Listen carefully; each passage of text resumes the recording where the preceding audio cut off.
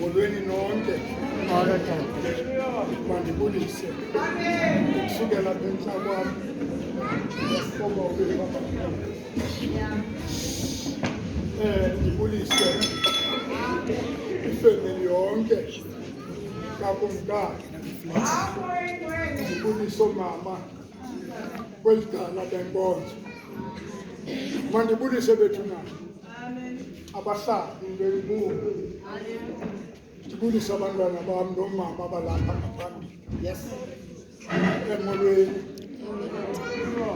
ndibelapha mandibulele uba uArch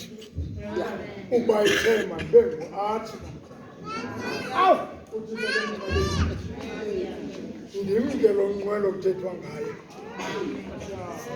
makabe nathi Thixo uba uArch andizikwenza into into elapha ngaphakathi iyazitolika uThixo ke makabe nathi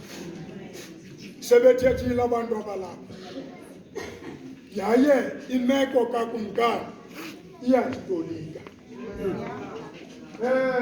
bathethile abantu ngendlela ukumkani ahambe ngayo andizuyapha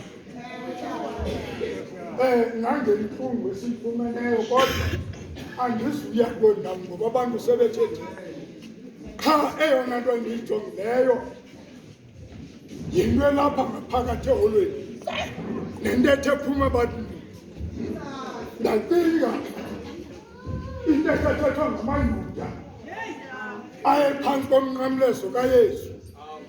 ngenkasaphuma endlini yokumkani egadazela uyesu ayingayiqondi into kokuba yinto elapha ngaphakathi kodwa xa sefika emnqamlezweni ithi incwadi kuthona kwalangemini ayiqondi into kokuba inene ibivunyana kaThixo lo mandibambe igama lenkosi ndiyiphi intetha yenu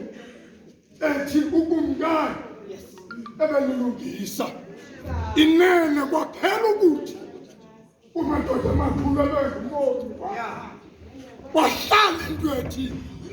inene ibivunyana kaThixo lo athi uFaro xa ingena ngapha ngasemva endingeyosefu incwadi kaThixo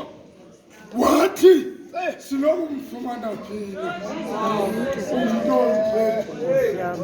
mandibambe igama lenkosi onomoya kaThixo ngoba kutsho nini ukumkani ebelilungisa nam ndithi ngoba zange ndenze nto yile nto ndingenela ukumkani uFaro kayisithi umntu onje sinokumfumana saphinde simfumane mandibambe igama lenkosi nanjengokuba silapha sonke sisuka kwindawo ngendawo sisiza ngoba simazi uba ebenze ntoni kuthi kwaye ndithetha ndingena uba uArch izolo nawe endlini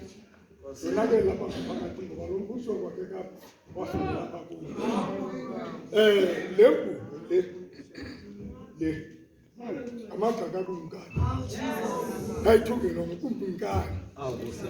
wathi mbuso awukwazi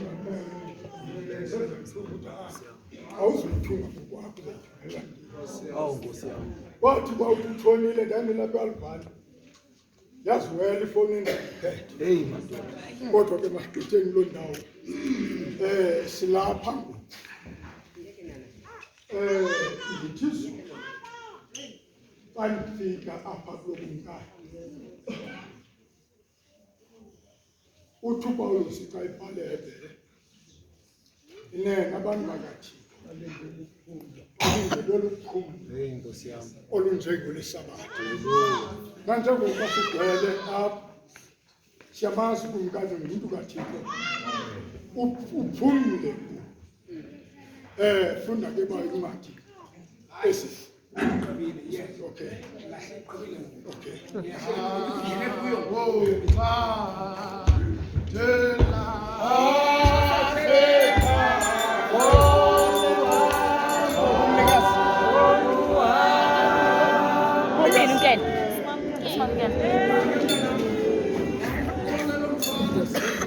This dog, that